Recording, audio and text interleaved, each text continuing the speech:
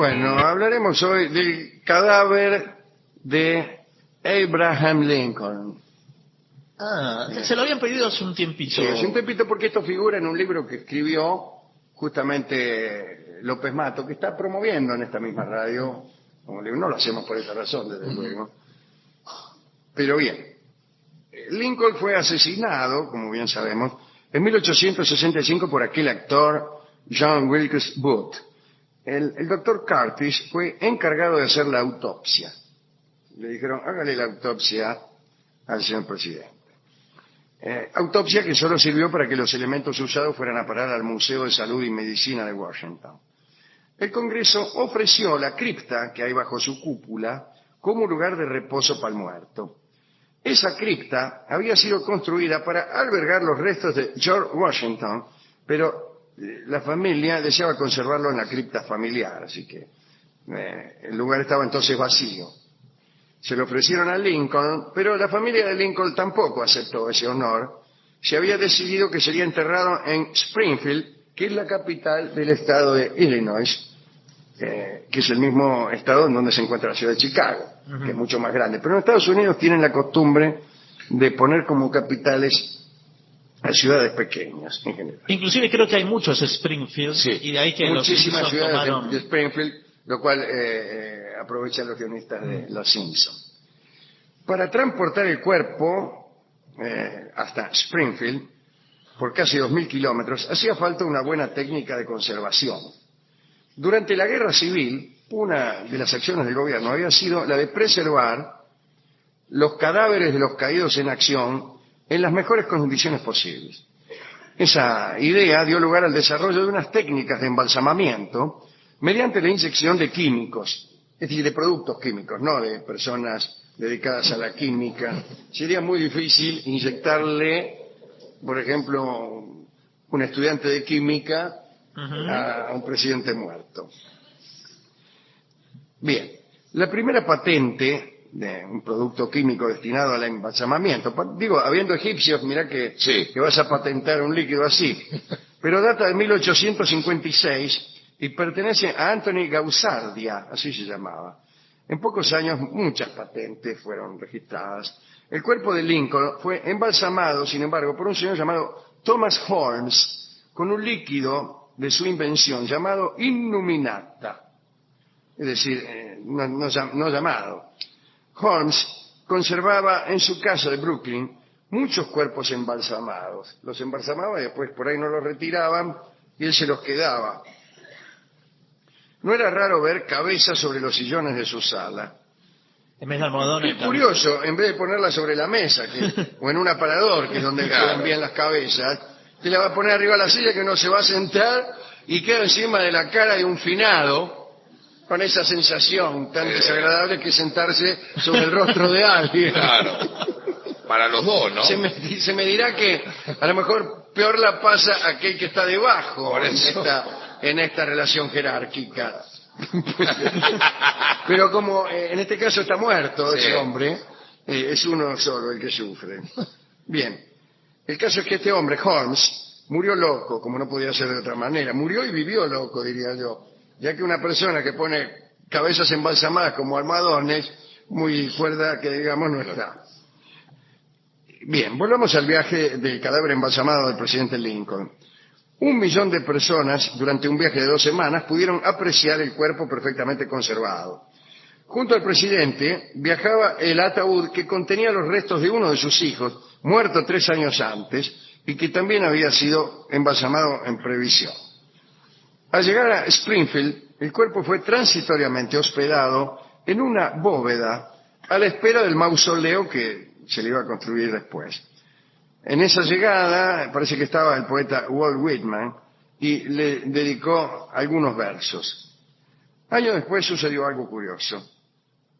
Alguien se quiso afanar el cuerpo. Atención. Un falsificador llamado Big Jim Kennedy tenía un gran negocio con la falsificación. Falsificaba dólares. Kennedy lo hacía tan bien que era casi imposible diferenciar sus billetes de los originales. eran tan exactos que el Tesoro americano se había visto obligado a retirar de circulación a los billetes de $5, que eran bastante peores que lo que hacía Kennedy. No trabajaba solo. Una parte importantísima de la falsificación la hacía su socio, Benjamin Boyd, que era experto en la preparación de las placas. Pero parece que se lo llevaron en cana a Boyd y le confiscaron las placas. Entonces Kennedy, desesperado, empezó a buscar otro y no encontraba ninguno. Entonces se le ocurrió la siguiente extraña idea: afanarse el cuerpo de Lincoln y pedir a cambio del cadáver la liberación de su socio Boyd. Una idea totalmente desatinada. Pero el tipo pensó: yo me lo afano a Lincoln y después le digo, si quieren el cuerpo de Lincoln, lárguelo a Boyd y yo después se lo dejo en una esquina. Capaz que le ofrecían. No digo lo largo porque... Capaz que le ofrecían 30.000 millones de dólares, el tipo decía no. No, yo lo que quiero es a este para falsificar. Los 30.000. Curiosa, ¿no? O sea, para poder cometer un delito, primero tenía que cometer otro. Entonces contrató un cómplice, empezó a buscar un cómplice para que lo ayudara, no ya a falsificar dinero, sino a afanarse el cadáver de Lincoln. Primero contrató a uno que era bastante equivocado, ¿no? Porque este tipo que eligió, cuyo nombre se ha perdido para mí al menos, confesó sus intenciones de afanarse el cadáver de Lincoln a una señorita que lo acompañaba. La dama, que era ligera de cascos pero patriota, avisó a la policía acerca de las intenciones de su compañero y al tipo lo metieron en cana. Kennedy, entonces, tuvo que esperar un par de años, porque no solo le habían encanado al cómplice, sino que el cómplice había cantado que se estaban por afanar a Lincoln, así que lo empezaron a cuidar más. Kennedy esperó un par de años. Buscó entonces a un par de cómplices más discretos.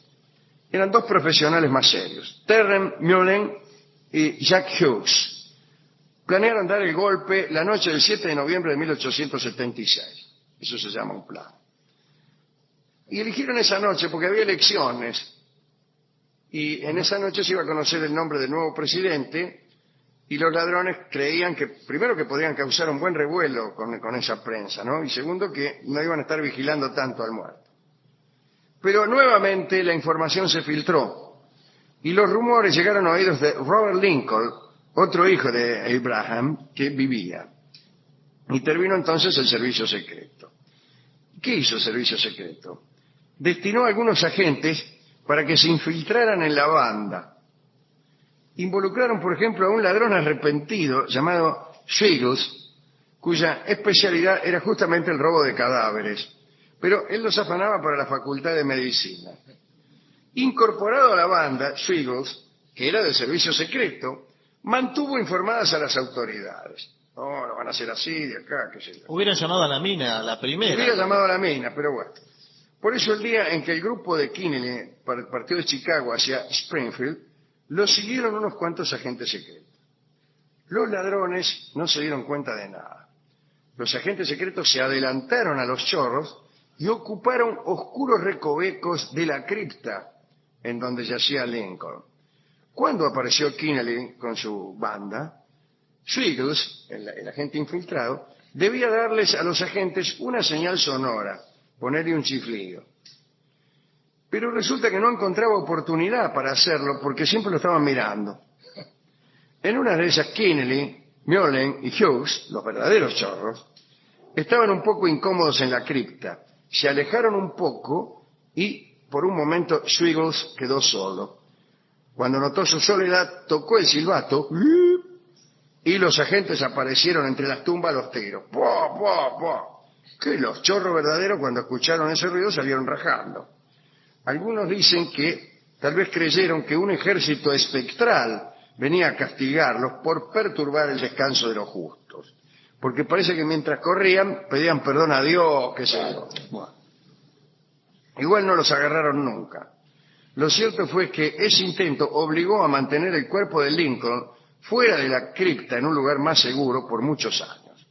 Durante todos esos años, las personas que venían a rendir su respeto a Lincoln lo hacían ante una tumba vacía. Finalmente, en 1901, Abraham Lincoln fue colocado definitivamente allí, pero custodiado por toneladas de cemento para desalentar cualquier otro intento de robo. Claro. En cuanto al falsificador Boyd, el que estaba en cana, no pudo salir de la cárcel. Y me imagino que Kennedy no pudo reiniciar exitosamente sus tareas de falsificador. Una historia extraordinaria, esta que cuenta López Mato en uno de sus libros. Quizás era más fácil liberarlo directamente al otro, organizar un plan para ingresar Claro, a la era más cárcel. fácil rescatarlo a Boyd de la cárcel que a Lincoln de su crista. Sí, Me imagino yo. O afanar un banco. O afanar un banco y listo, y afanar dinero bueno, no falso. Pero a este le gustaba más el dinero falso Sí. de Boyd que el bueno que hacía el tesoro, la Casa de la Moneda. Se puede dedicar esto a Whitman y al pobre Lincoln también. Era republicano Lincoln, un detalle curioso, ¿no? El adalid de la lucha por la abolición de la esclavitud era republicano, no era demócrata, era republicano. ¿Sabe cuántos votos sacó Lincoln en los estados del sur en las elecciones en las que salió presidente? ¿Cuántos? Ninguno. Bien. Qué bárbaro. Bueno, hemos ido a la discoteca donde también falsifican discos, ciertamente. Y nos encajaron uno. A nosotros nos gusta mucho Falsa Moneda, pero como ya lo habíamos pasado muchas veces, vamos a elegir uno que pasamos menos, que se llama Moneda Falsa, que es mucho peor. Es la falsificación de falsa moneda. Y la falsificación de falsa moneda, que se llama moneda falsa. Pero lo anotaron mal. Yo le había puesto La falsa moneda. Es una canción mía, pero breve. Así que alguna ventaja habría de tener. Está allí, creo que el trío de Federico Mizrahi, está Karina Berlegui, Ruth Ataguile, y por suerte en una pequeña frasecita, Usted también pero ni se nota. Se llama Moneda Falsa.